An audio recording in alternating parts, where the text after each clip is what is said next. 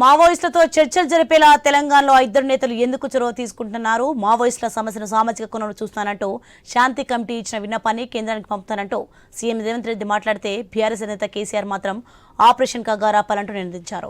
ఈ మార్పు వెనుక బలమైన సంకేతాలు ఉన్నాయా? 2026 కల్లా దేశంలో మావోయిస్టులు అనే పదం లేకుండా చేస్తారన్న కేంద్ర హోంమంత్రి అమిత్ షా మాటలు ఇంకా గంగిలు తిరుగుతుండగానే దానికి వ్యతిరేకంగా మాట్లాడారు సీఎం రేవంత్. రైట్, ఇక ఇదే అంశానికి సంబంధించి మరింత సమాచారం మా ఇన్పుట్ ఎడిటర్ శ్రీకాంత్ లైవ్ లో అందిస్తారు. Srikanth, over to you. Soni, good evening. మొత్తానికి మావోయిస్టులు ఏరువేత కార్యక్రమం అంటే మావోయిస్టుల పైన కేంద్రం ఉక్కుపాదం మోపుతున్నటువంటి క్రమం కనిపిస్తోంది.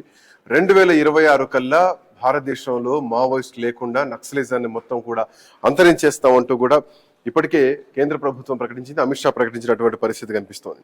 సో గతంలో అంటే ప్రస్తుతానికి ఇటు తెలంగాణ, ఆంధ్రప్రదేశ్, మహారాష్ట్ర, ఛత్తీస్గఢ్ ఈ రాష్ట్రాలు ప్రధానంగా మావోయిస్ట్ కేంద్ర కార్యకలాపాలు నడుస్తూ ఉంటాయి. సో ఇప్పటికే ఛత్తీస్గఢ్ అడవులు మొత్తం కూడా జల్లెడ పడుతున్నటువంటి క్రమం కనిపిస్తోంది.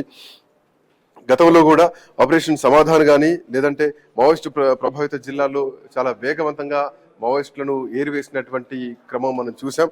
బట్ ఇట్లాంటి నేపథ్యంలో కేంద్రం తీసుకున్నటువంటి ఈ నిర్ణయానికి అంటే 2026 కల్లా మావోయిస్టులను పూర్తిగా ఏరేస్తాం, మావోయిస్టు రహిత దేశంగా మారుస్తామంటూ కేంద్ర ప్రభుత్వం చేసినటువంటి ఒక గట్టి ప్రకటన తర్వాత ఇప్పుడు ఆల్ ఆఫ్ సడన్ అంటే ఇంతకాలం మౌనంగా ఉన్నటువంటి తెలంగాణ రాష్ట్రంలో ఉన్నటువంటి రెండు పార్టీలకు చెందిన నాయకులు ఒకేసారి ఒకేలాంటి గలం వినిపించడం కొంత సంకేతాలు ఏంటి అనేది కనిపిస్తుంది. ఎందుకంటే రానున్న కాలంలో స్థానిక సంస్థల ఎన్నికలు ఉంటాయి. అట్ ది సేమ్ టైం అటు గ్రామ పంచాయతీ ఎన్నికలు ఉన్నాయి.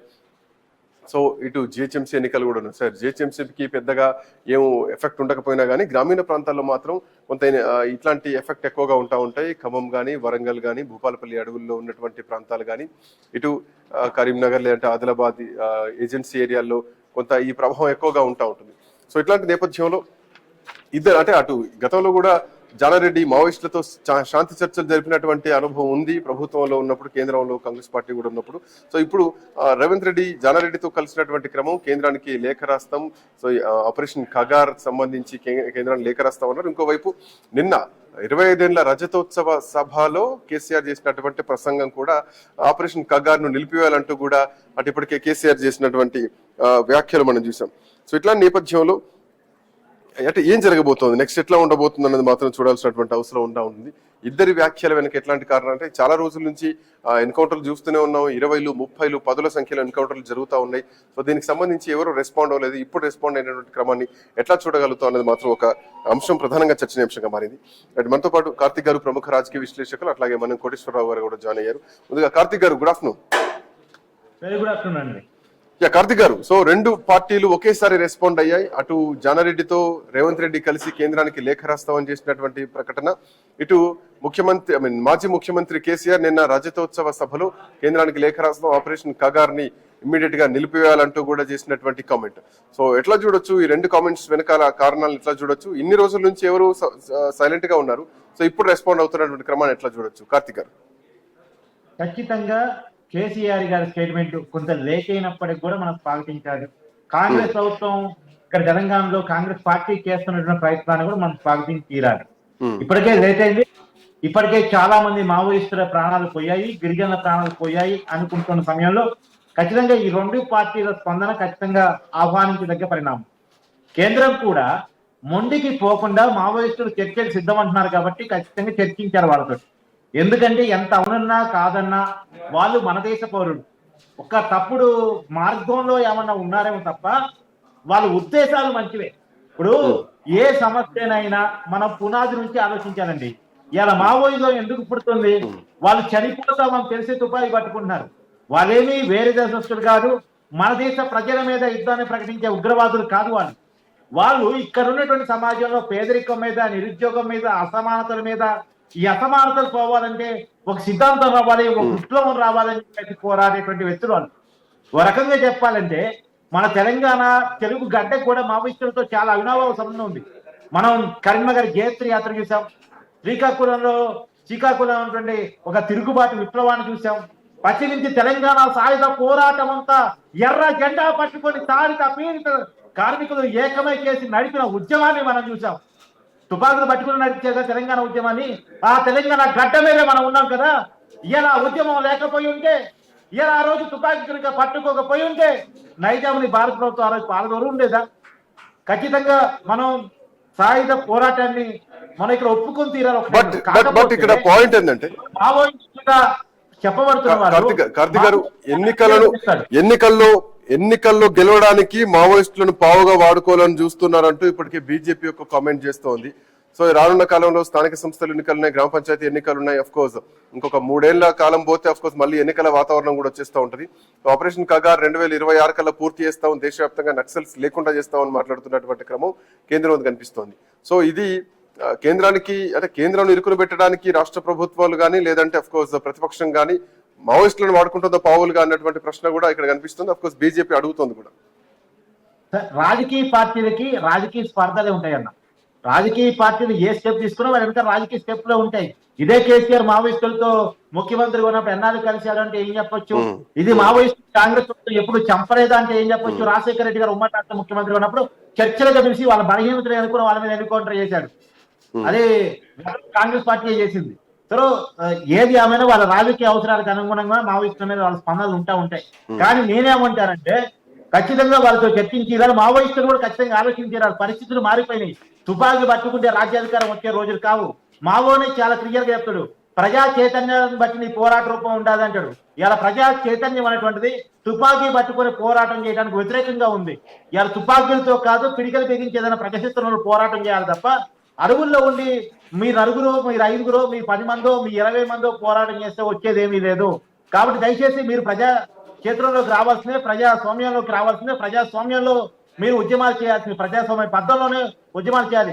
ఒకనాడుగా రోజు లేవు. రెండోది, ఇప్పుడు మీరు గెరిల్లా పోరాటాలు ఆ రోజుల్లో చేశారు. కానీ ఇవాళ గెరిల్లా పోరాటాలు కౌంటర్ గా ఇవాళ ఏ టెక్నాలజీతో డ్రోన్ వితౌట్ ఇంతకుముందు పోలీసులు వచ్చి మావోయిస్టులతో కలబడే పరిస్థితి ఉండేది. కానీ ఇప్పుడు అవసరం లేదు. డ్రోన్లు వచ్చేసి మావోయిస్టులను ఖతం చేసే పరిస్థితులు వచ్చాయి. కాబట్టి దయచేసి మీ ప్రాణాలు అంతంగా పోగొట్టుకోవద్దు. మీ ప్రాణాలు చాలా విలువైనవి. సిద్ధాంతాలకు కట్టుబడి తిండి తిప్పులు లేకుండా విప్లవ భావాజాలంతో బతుకుతున్న మీరు ప్రజా సమాజంలోకి వచ్చేసి ఇదే నిజాయితీతో రాజకీయాలు చేయండి. ఇదే నిజాయితీతో ప్రజా సమస్యల మీద పోరాటం చేయండి. మీరు ఏమీ ఆశించకుండా అక్కడ ఉన్నారు కదా, అలా ఏమీ ఆశించకుండా ప్రజాక్షేత్రంలో ప్రజా సమస్యల మీద భారతదేశంలో ప్రజలు ఒక నిమిషం వస్తాను. కార్తిక్ గారు మీ దగ్గరకు వస్తాను. మన కోటేశ్వరరావు గారు కూడా మనతో పాటు జాయిన్ అయ్యారు. కోటేశ్వరరావు గారు good afternoon. Good afternoon. Operation Kagar పేరుతోటి అక్కడటువంటి గిరిజనుల్ని స్థానికుల్ని ఊచకోత కోస్తున్నారు అన్నది ఒకటి వినిపిస్తోంది, ఒక వర్గం నుంచి వినిపిస్తోంది. అఫ్ కోర్స్ నిన్న కేసీఆర్ మాట్లాడినా కానీ లేదంటే కొంతమంది ఇంకా వేరే రాష్ట్రాల నుంచి వస్తున్నటువంటి అంశం కానీ ఇందాక కార్తిక్ గారు మాట్లాడినటువంటి అంశం కూడా అదే. సో ఇట్ల నేపథ్యంలో మావోయిస్టులు చర్చలకు సిద్ధం అని వాళ్ళు చర్చలకు పెట్టండి అని కోరుతున్నా కానీ కేంద్రం వాటిని పరిగణలోకి తీసుకోకుండా ఊచకోత దిశగానే వెళ్తోందా, ఎన్కౌంటర్ల దిశగానే వెళ్తుందా? చర్చలు ఏమైనా జరిగే అవకాశం ఉందా? చర్చలకు వీళ్ళు వస్తామన్నా వాళ్ళు రానివ్వట్లేదా?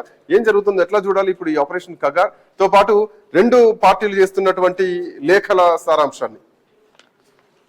ఇప్పుడు కొన్ని పదజాలాలకి కొన్ని అర్థాలు ఉంటాయి.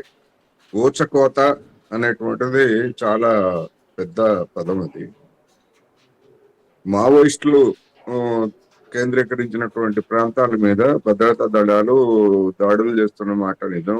అదేవిధంగా అక్కడ ఉన్నటువంటి గిరిజనులను ఇబ్బంది పెడుతున్నారు. కొన్ని సందర్భాల్లో మావోయిస్టుల పేరుతోటి గిరిజనులను కూడా కాల్చి చంపినటువంటి ఉదంతాలు కూడా ఉన్నాయి. వాళ్ళనే మావోయిస్టులుగా చిత్రించి తర్వాత ఆ పొరపాటుని అంగీకరించకుండా చేసినటువంటి దుర్మార్గం గురించి కూడా తెలుసు. అదేవిధంగా ఇతర అనేకమైనటువంటి ఆపరేషన్ ఇవన్నీ ఉన్నాయి. ఊచకోత అనే దానికి వచ్చేసరికి ఇప్పుడు గాజాలో జరుగుతున్నది అది ఊచకోత, లేకపోతే ఇంకోటి ఊచకోత. అందుకని ఆ పేరుతోటి మావోయిస్టులు తమ చర్యలని సమర్థించుకోవడానికి కొన్ని పదజాలను వాడుతున్నారు. ఆ పదజాలన్నింటినీ మనం మళ్ళా ఉల్లేఖించాల్సినటువంటి పునరుద్ధరించాల్సినటువంటి అవసరం లేదనేది నా అభిప్రాయం. అందుకని ఇప్పుడు ఆపరేషన్ కగారు పేరుతోటి మావోయిస్టులను ఏరివేసేందుకు కేంద్ర ప్రభుత్వం ఎప్పటి నుంచో అది ప్రయత్నం చేస్తూ ఉంది. ఇప్పుడు ఎందుకు అది పెద్ద చర్చనీయాంశం అయింది అనే విషయానికి వస్తే, మావోయిస్టులు గతంతో పోలిస్తే బలహీనపడ్డారు. రాజ్యం అంటే స్టేట్ అది దాని యొక్క బలం ఇప్పుడు పెరిగింది అన్ని రకాలుగాను. ఎందుకు అంటే ఆ మావోయిస్టుల్లోకి అనేక మంది కోవర్టులను పంపించి వాళ్ళు ఇచ్చినటువంటి సమాచారంతో టార్గెట్ చేసుకొని చంపేసి అది ఎన్కౌంటర్ల పేరుతోటి వాళ్ళంతా కూడా చేస్తున్నారు అనేటువంటిది బహిరంగ రహస్యం. అందుకని ఇప్పుడు మావోయిస్టుల ముందున్నటువంటి సమస్య ఏంటంటే, నా అభిప్రాయం ప్రకారం వాళ్ళు సాయుధ పోరాటాన్ని విరమిస్తారా లేదా అనేటువంటిది వాళ్ళ ముందున్నటువంటి సమస్య. విరమించారా లేదా అనేటువంటిది వాళ్ళు తెలుసుకోవాల్సిందే. ఎందుకు అంటే, మేము సాయుధ పోరాటాన్ని మేము విరమించము, రాజ్యం మీద మేము తుపాకీ కొట్టడం ద్వారా చేస్తాము, అయితే శాంతి చర్చలు జరపాలి అని అంటే, అటువంటి వాళ్ళతోటి మేము ఎందుకు శాంతి చర్చలు జరపాలి అనేటువంటిది ప్రభుత్వం వైపు నుంచి వచ్చేటువంటి సమాధానం. అందువలన ఈ రెండు ప్రభుత్వం మధ్య వీళ్ళ మధ్య శాంతి చర్చలు అనే దానికి ఏమిటి ప్రాతిపదిక అనేది సమస్య వస్తుంది. కానీ ఇప్పుడు శాంతి చర్చలకి కమిటీగా ఏర్పడినటువంటి వాళ్ళు కానీ వాళ్ళందరూ కూడా మావోయిస్టుల వైపు నుంచి మేము ఆయుధాలని పక్కన పెడతాము అంటే తాత్కాలికంగా పక్కన పెడతామని తప్ప, వాళ్ళు శాంతి చర్చల సమయంలో పూర్తిగా మేము వదిలేసి జనజీవన స్రవంతిలో మన కార్తీక్ చెప్పినట్టు జనజీవన స్రవంతిలోకి వస్తాం అనేటువంటి మాట ఇంతవరకు వాళ్ళ వైపు నుంచి వచ్చినట్టు నాకు ఇక్కడ మీడియాలో సమాచారం ఏమీ లేదు. అందువలన సమస్య అక్కడున్నది. దానికి ఏం జరుగుతుంది, ఏదైనా కానీ జనజీవనంలోకి వస్తారా లేదంటే కంటిన్యూ చేస్తారా, తాత్కాలిక విరామం ఈ అంశం అట్లా ఉంటే ఒక చర్చలకు ఒక తావు అనేది ఉండాలి కదా. చర్చలు గతంలో జానారెడ్డి కూడా చర్చలు జరపడం జరిగింది. సో అట్లా మధ్యవర్తిత్వం చేసి ఎవరో ఒకరు చర్చలకు పిలిస్తేనే కదా చర్చలు జరిగితేనే కదా.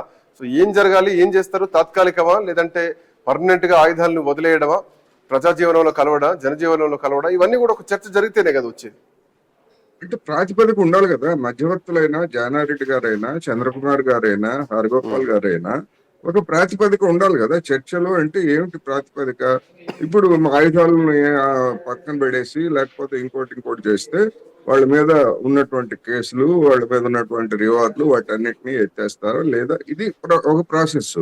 అలా కాకుండా వాళ్ళేమో మేము మా సిద్ధాంతాన్ని, మా ఆచరణని మేము వదులుకోము అని చెప్పేసి చెప్తూ అదే మాట కట్టుబడి ఉంటూ మాతో చర్చలు జరపాలి అనేటువంటి అంటే ఏమిటి?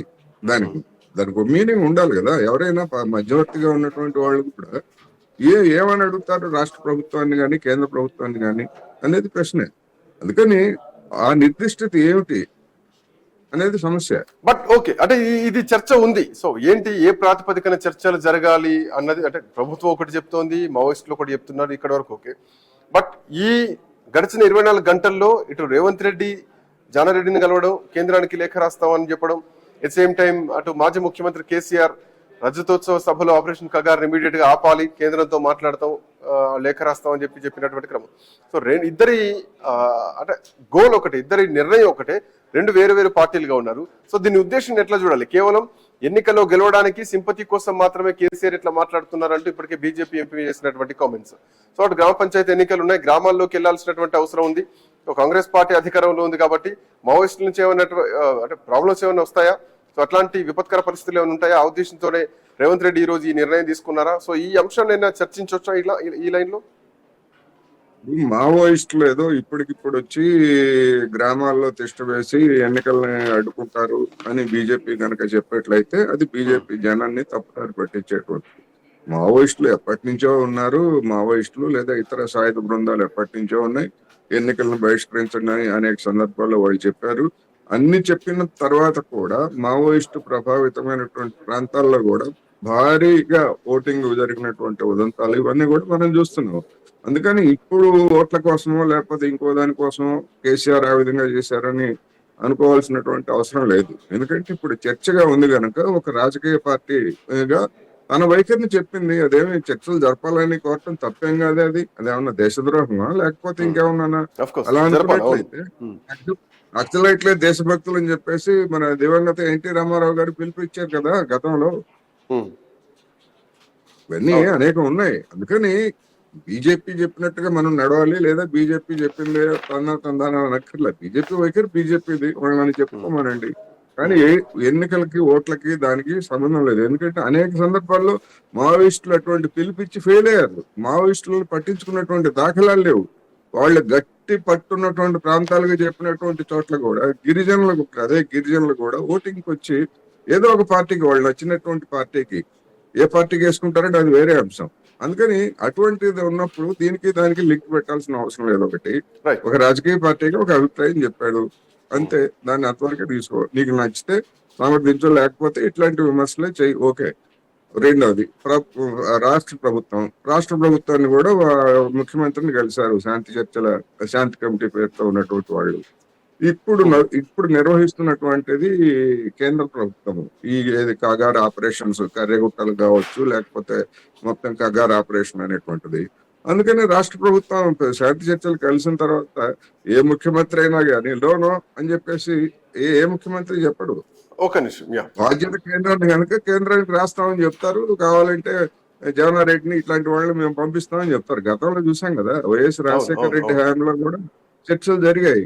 ఎవరో వాళ్ళు చొరవ తీసుకున్నారు. ఏమైంది ఆ చర్చలు అనేటువంటివి ఎవరికి వాళ్ళు, అటు ప్రభుత్వము తన వ్యూహాలను రక్షించుకోవడానికి వ్యవస్థ తీసుకున్నట్టు అయింది, ఇటు మావోయిస్టులు కూడా ఆ వ్యవస్థ తీసుకొని తర్వాత తాము చేయాల్సింది తాము చేశారు.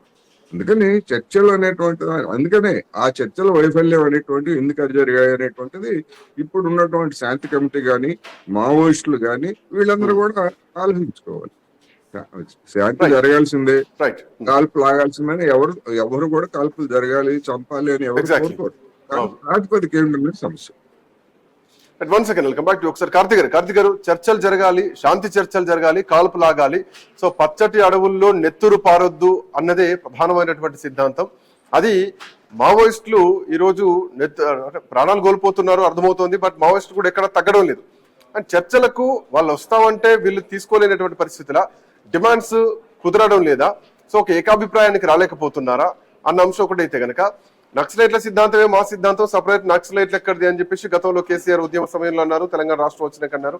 సో ఇంత పెద్ద కగార్ ఆపరేషన్ జరుగుతుంటే ఇప్పుడు 1.5 year తర్వాత ఇప్పుడు కేసీఆర్ చేసినటువంటి ఈ కామెంట్, సో ఎట్లా చూడొచ్చు ఈ డాట్స్ ని కార్తీక్ గారు?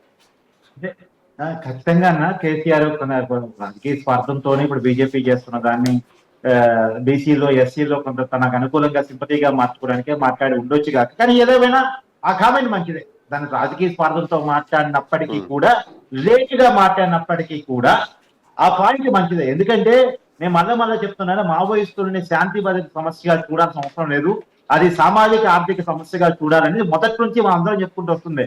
ఇందాక కోటేశ్వరరావు గారు చెప్పారు, నక్సలైట్ దేశభక్తులని ఎన్టీఆర్ గారు స్వయంగా కొనియాడారు, నక్సలిజమే మా సిద్ధాంతం అని చెప్పి కేసీఆర్ గారు అన్నారు. సో నక్సలిజం సామాజిక ఆర్థిక సమస్య అని కాంగ్రెస్ పార్టీ అనేక వేదికల మీద తమ పార్టీ రాజ్యాంగంలో కూడా కాంగ్రెస్ పార్టీ పెట్టుకుంది. కాబట్టి దీన్ని ఎట్టి పరిస్థితుల్లో కూడా సామాజిక ఆర్థిక సమస్యగా చూడాల్సిన పరిస్థితి కనపడతా ఉంది. వాళ్ళు ఒక సిద్ధాంతం తప్ప ఒప్ప మళ్ళీ చర్చ, ఆ చర్చలోకి మనం అంత లోతుల్లోకి వెళ్ళాం.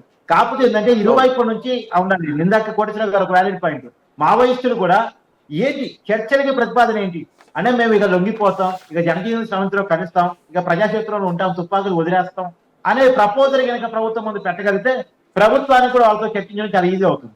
ప్రభుత్వం కూడా కొద్దిగా మొండిగా వెళ్లకుండా వీలైనంత వరకు ప్రాణ నష్టం, మళ్ళా చెప్తున్నాను, వీళ్ళు మనం ఇప్పుడు ఒక రాష్ట్రం నుంచి 2 ప్రధానమైనటువంటి పార్టీ నాయకులు, ఒకరు ముఖ్యమంత్రి నుంచి, ఒక అధికార పార్టీ నుంచి, ఇంకోవైపు ప్రతిపక్షం నుంచి, 2 దగ్గర నుంచి లేఖలు వెళ్తున్నాయి. ఇంకోవైపు అటు నెక్స్ట్ ఆఫ్ కోర్స్ మిగతా రాష్ట్రాల నుంచి కూడా బహుశా రావచ్చేమో, ఎక్స్పెక్ట్ చేయొచ్చు కూడా. బట్ ఇట్లా నేపథ్యంలో మావోయిస్టుల రియాక్షన్ ఎట్లా చూడొచ్చు మనం? శాంతి చర్చలకు సిద్ధమని మేము అంటున్నాం, కానీ ప్రభుత్వం తీసుకోవట్లేదు అంటే, ప్రభుత్వం తీసుకోవడానికి కొన్ని మెజర్మెంట్స్ ఉంటాయి, కొంత గ్రాఫ్ ఉంటుంది. సో దాన్ని మావోయిస్టులు ఏమైనా చేంజ్ చేసుకునే అవకాశాలు ఉంటాయా? శాంతి కమిటీ వర్కౌట్ అవుతుందా? చర్చలు జరుగుతాయా? చేంజ్ చేసుకోవాలి కూడా. చేంజ్ చేసుకుంటేనే అది వాళ్ళకి మంచిది. నేను చెప్తున్నాను కదా, ఇప్పుడు ఇంత ముందుగా పరిస్థితులు లేవు, తుపాకు పట్టుకుంటే రాజ్యాధికారం వచ్చే పరిస్థితులు ఇప్పుడు లేవు. పైగా ప్రభుత్వానికి మావోయిస్టు నెరవేయడం చాలా ఈజీ అయిపోయింది, గతం లెక్క లేదు. ఇప్పుడు ఏ టెక్నాలజీ తోటి వాళ్ళు ఎక్కడ ఉన్నారో ఫైండ్ అవుట్ చేసి డ్రోన్లు పంపించి చంపించగల కెపాసిటీలోకి ప్రభుత్వం చేరుకుంది, పోలీసులు చేరుకున్నారు. ఇంత ముందు లేక ఫిజికల్ గా పోలీసులు వాళ్ళు ఉన్న ప్లేస్ చేరుకొని తుపాకులు బట్టి ఎన్కౌంటర్ చేయాల్సిన పరిస్థితులు లేవు. పోలీసులు పోకుండానే మావోయిస్టుల ఏరువేత జరిగేటువంటి టెక్నాలజీ ఇప్పుడు వచ్చింది. కాబట్టి మారిన పరిస్థితుల్లో నుంచి మావోయిస్టులు కూడా మారాల్సిన పరిస్థితి ఉంది. వాళ్ళు ప్రజాక్షేత్రంలోకి వచ్చి ప్రజలను చైతన్య పరిస్థితి బాగుంటుంది తప్ప, ప్రజల తరఫున ఒక 4 తుపాకులు పట్టుకుంటే ఏదో సోషలిజం వస్తుంది అనేటువంటి ఒక భ్రమ నుంచి వాళ్ళు బయటకు రావాలి. మావో పోరాటం చేసిన రోజులు వేరు, ఇప్పుడు జరుగుతున్నటువంటి పోరాటానికి ఉన్న రోజులు వేరు. రెండోది ప్రజల మద్దతు లేకుండా ఏంటి మావోయిస్టులు చేయగలిగేది? ప్రజలు ఏమన్నా మావోయిస్టులతో కలిసి తిరుగుతున్నారా? మావోయిజం వర్ధిల్లాలి, శోచనీయం కావాలని కోరుకున్నారా? మీరు ప్రయత్నం చేయాల్సింది ప్రజల్లో చైతన్యాన్ని కల్పించడం, ప్రజల్ని సమీకరించగలగటం, ప్రజల్లో ఉద్యమ ఆకాంక్షలు లేవనెత్తగలగటం. వాళ్ళకి రైట్, థ్యాంక్ యూ కార్తిక్ గారు, థ్యాంక్ యూ మనం కోటేశ్వరరావు గారు. సో మావోయిస్టులతో చర్చలు జరిపేలాగా రెండు పార్టీలకు సంబంధించి అటు మాజీ ముఖ్యమంత్రి కేసీఆర్, ఇటు ముఖ్యమంత్రి రేవంత్ రెడ్డి ఇద్దరు కూడా చొరవ తీసుకుంటున్నారు. శాంతి కమిటీ ఇచ్చినటువంటి ఏదైతే నివేదిక ఉందో రిక్వెస్ట్ ని కేంద్రాన్ని పంపుతా ఉంటూ కూడా ఇప్పటికే సీఎం రేవంత్ రెడ్డి చెప్తే, కేసీఆర్ మాత్రం ఆపరేషన్ కగార్ నాపాలంటూ కూడా నిన్న సభా వేదిక మీదుగా చెప్పినటువంటి అంశం. సో రానున్న కాలంలో మావోయిస్టుల నుంచి ఎట్లాంటి రెస్పాన్స్ వస్తుంది, కేంద్రం ఎట్లా నిర్ణయం తీసుకుంటుంది చూడాల్సినటువంటి అవసరం ఉంది. That's all for now. Next updates continue అవుతాయి. Keep watching i news.